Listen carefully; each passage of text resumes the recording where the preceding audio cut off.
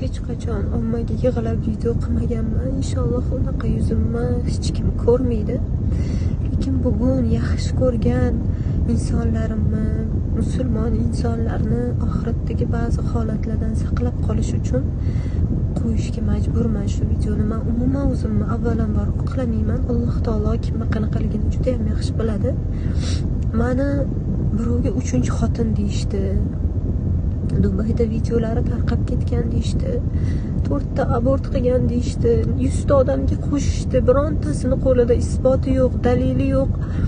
Tinmay g'iybat qilishdi. Inshaalloh oxiratda hammasi qarshimga keladi. Alloh yuzlashtiradi va albatta haqqimni olib berishidan umidvorman.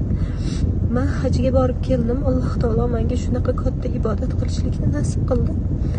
Agar mana shu gaplarning birontasi rost bo'lsa, Alloh meni hajimni qabul qilmasin. Shunaqa charchadim.